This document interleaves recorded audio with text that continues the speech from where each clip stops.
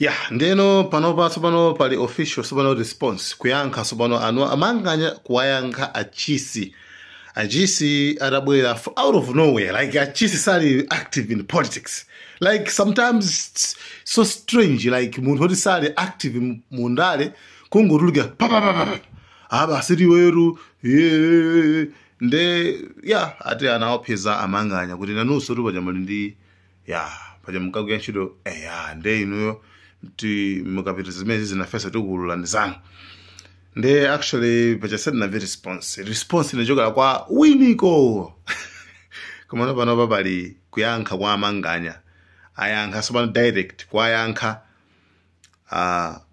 jana wanafusidwa kaifuso kuti mnamva bwanji muraona video ya anzano amene machita nawo zisuzo achisi acha mnamva bwanji nde amanganya ali ndi ansala yake kuti okay inetu anyway tamfe kuti kamuzo napanga zimene zonso anali chifukwa komanso ndizilankhulabe kuti tingapange zonse zabwino koma ngati katangale sitimutesa sitingachigwirire ntchito tiyera tichese katangale tichepese katangale osagwira ntchito achosedwe wakuba amangidwe ziyenda bwino izi sikudana ndi munthu koma kudana ndi ntchitidwe woyipa. Mukuona kuti pang'ono ndi pang'ono misonkhano yanu kumakhala wochuluka koma anthu akupitirirabe kukhala ochuluka konse kumwe tayenda. Mukuona kuti chikupangisa chimenechi ndi chani? Nanena pachakuta kuti chikale Baibulo muli mawu Yohane 10:16 akuti ayinazo nkhosa zake Mulungu zimene akazitenge zili makola ena zikadzamva mawu ache nzamusata kukhala kola limodzi ndi mtsogoleri mmodzi. Inenso ndili nazo nkhosa zanga zili muzipanzo sinisiyana zikamva mawu anga zindisatira kuona mukuona pakuchulukira chulukirabe kutoka kuzipani zina.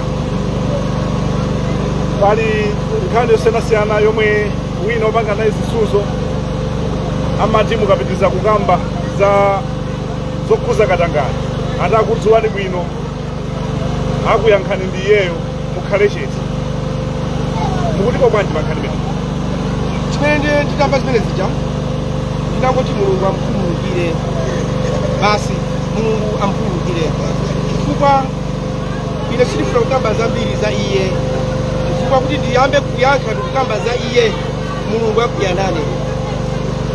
Natokoza, Right Honorable Vice President. So maybe in a brief, Right Honorable, you have conducted a whistle stop from Sanja to Tukwawa. What was your message to the people? Well, I was telling them that my government will put people first. They'll be in the driving seat because we are here to serve Malawians. We are not here to save ourselves. Therefore, we are one people. We are not going to be divided. We are one people. And I'm also preaching unity. And I'm also emphasizing more and more once again that we must deal with corruption. We must make sure corruption is dealt with, corruption is rooted out, so that Malawi should develop. You have said about the alliance government to come up with a cabinet minister for different political parties. How confident are you with this alliance government? I'm not talking about the alliance. I'm saying there are people in different political parties who are capable, and when forming government, I should not focus only on Odiaza Janeman. I should also focus on other political parties because they also have capable. Thank you. Thank you very much.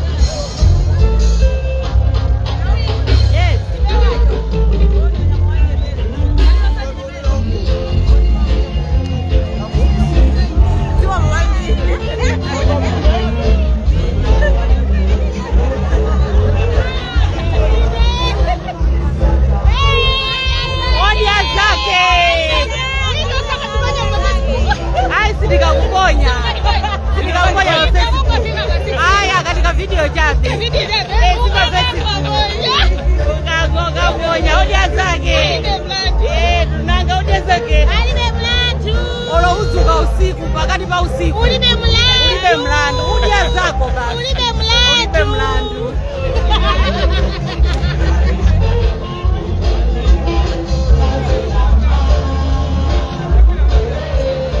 Anti mukuri santoje? Hoja zake. Mukudia jani? Zano. Sijonjwani. Mukudia zano. Mukuri santoje. Yambu inobwerani, ndubwera. Hoja zake. Alinde mlandu nga? Alibe mlandu, nthawi yatha basi. Asafuna asiye wina atawayeka. Nthawi yatwiba. Mwaona tu anthu mene anachulukira. Abwera pamalore? Iso funa sotenga swanthu palole. Aliyense akuvutika yekha, aliyense akubwera yekha. Nthawi yakwana tiyende ndi hoja zache. Alibe mlandu. Kumakwana kwapera. Ali mwenye mulidwa palole anthuni? Mwangofuna tuzaone ndani. Mwaja zanu. Ilimukoneka kati mwaja zechipani.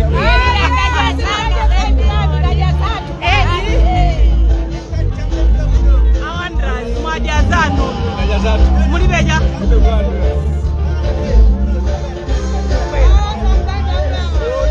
Alibe mlandu. Hauseni. Alibe mlandu. Tiko ndimene tikufuna itonge chilungamo kuno. Ine ngoma. Tiko ndimene please George hoja mlandu. Aendese boma yechilungamo. Tafunika nthawi yaitali. Takunyadirani. Amai. Inu majaza zachipani. Iti majaza tu. Majaza za boma. Ndikozo malibe yaitali wetu kuchiona. Chifukwa jana kumaka ndiraba pamene sizabota. Exactly. Takunyadirani.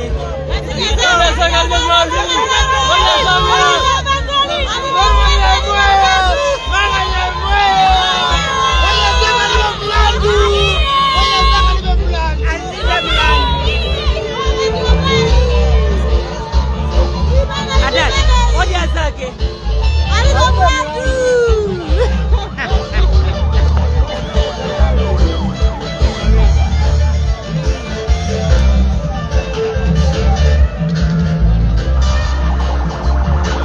Hoja zake.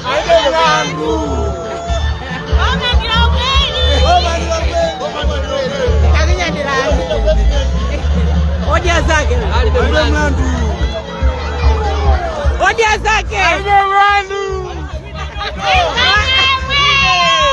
Hoja zake. Alibe mlandu hata. Hoja zake. Hoja zatu libe mlandu. Mwabwera noka. Anti hoja zake. Alibe mlandu.